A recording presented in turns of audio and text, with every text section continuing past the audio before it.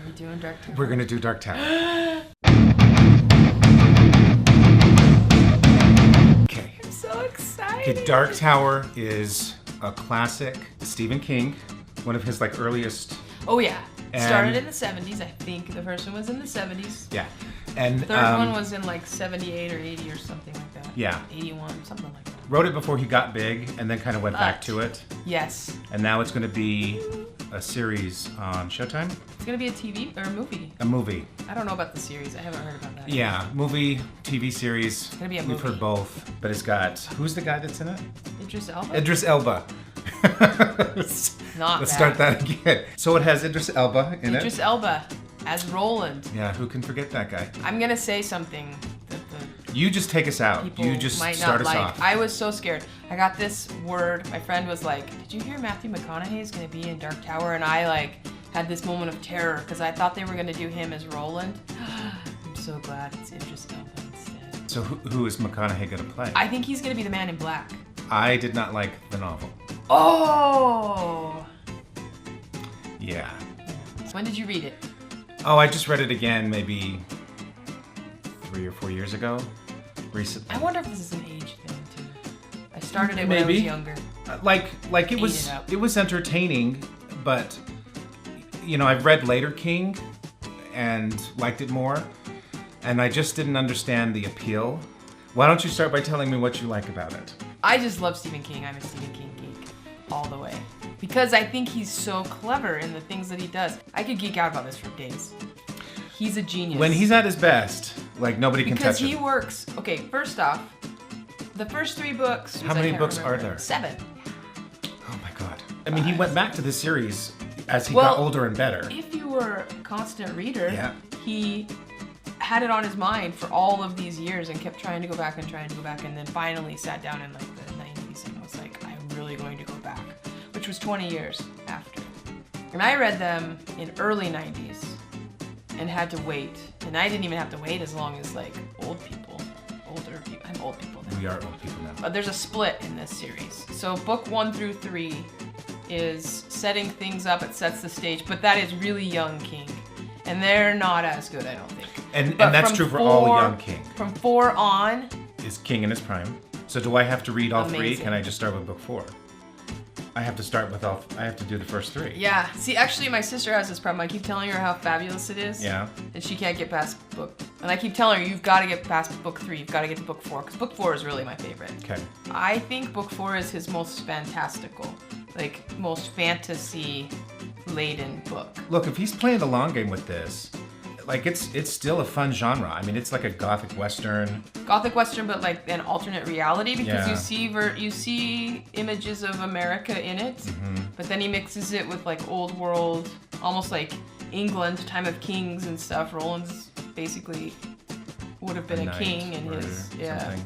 So do we know how much of the books the new movie is going to cover? I don't. This is my fear. As a I'm kind of a Stephen King purist.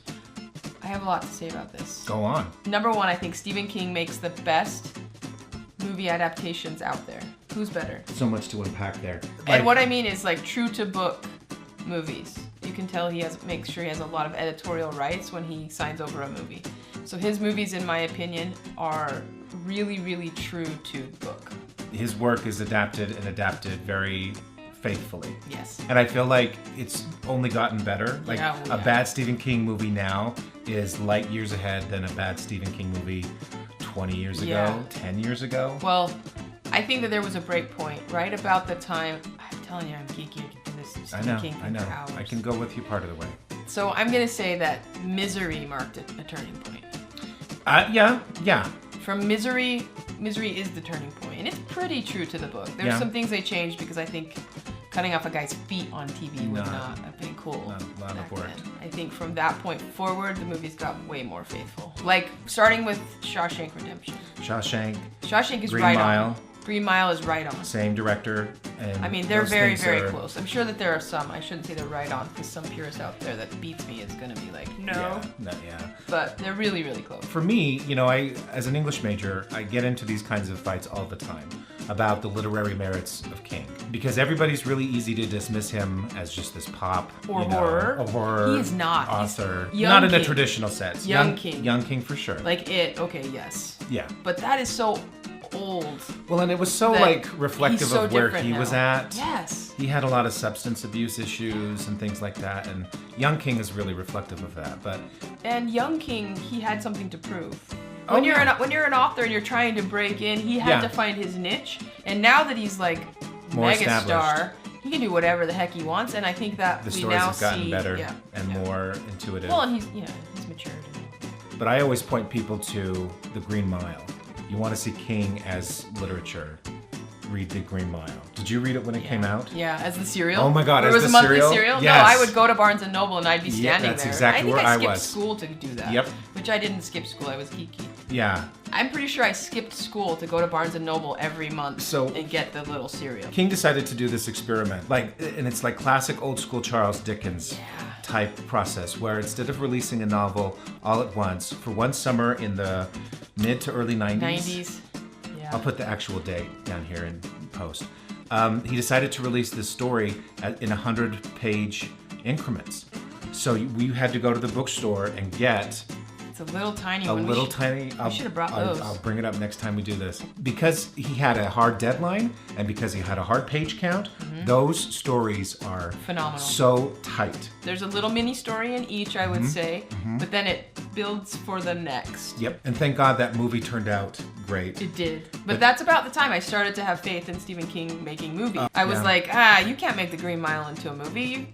You can't. And then they did. And then they did, yeah. I'll give you Green Mile. Sometimes now and then he goes back and does like a horror-y book, like Doomakey. Did you ever read Doomakey? No. It's about this basically kind of haunted beach housey thing. I can think of 5 books that are that exact same premise. Yeah, that's true. But I do think that he weaves such a good tale, and he always has something psychological. You're always learning something about the characters that is really psychological. It's not just this like clowns popping out. It's an internal horror Super. nowadays, not an external horror threat. Yeah. One thing I do like about Stephen King as well is he built his own brand, I think, in terms of literature. Going back to The Dark Tower, The Man in Black, the first Stephen King book I ever read was Eyes of the Dragon. I was in 7th grade and I read it in an afternoon. I love that book. It was a rainy day or something. I sat in my room so from bad. like morning to It's dawn. so It is amazing. Come on, I that's read awesome. that. I did the same thing. Read it. I read it's that not, book. It's not bad. It's not if you're bad. a teenager, maybe read it. Yeah. Early. It's Anyway. a lot of fun. But- It's a great read. But Walter in that book Yeah. is the Man in Black. Randall Flagg in the Stand. Yeah, Randall Flagg. You read all of these books, and the Man in Black keeps coming back and Yep. back and back. And if you're reading The Dark Tower again, things from Salem's Lot come in from there. Yeah. The little vampire creatures. So those two books blend together, and Salem's Lot is old school. Yeah, long- Salem's Lot was cool too. Yeah. But Long that's before old the Marvel school King. Cinematic Universe, King was doing a shared universe with a lot of his Yes. stories. So if you read them, actually Doomakey. Some of the characteristics in Doomakey. Is that a newer one? It's like probably late 90s or early 2000s, somewhere in there. It's probably not. It's like probably late, I don't know. I love that about Stephen King. I think he's amazing. And He it's is a fun master for craftsman. me because he's so prolific that there's no way I've ever read all of his books. You couldn't. You go into the Bachman Yeah. stuff, you go into yeah, co-writing oh man, stuff. those are good too. That's Yeah. early King. That's really way good. early King. That's good. It's super The short stories, some of the Yeah, short stories some are of the shorts tight. are really good. So is there one thing you're specifically looking forward to in the Dark Tower movie? Or like if the Dark Tower movie doesn't have this, I'll be disappointed.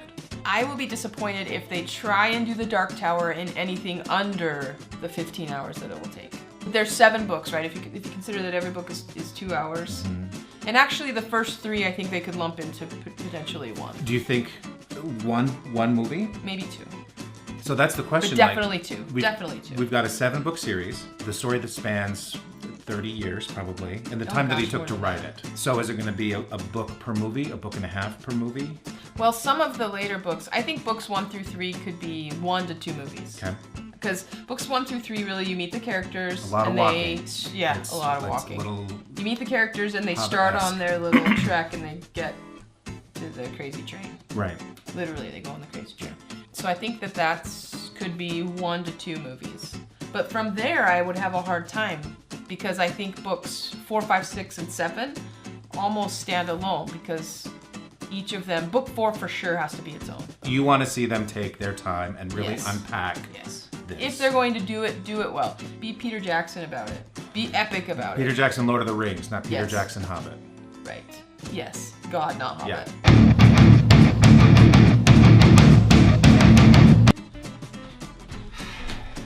So Man, preparing. I know.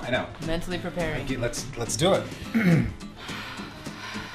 Okay, so You didn't like it.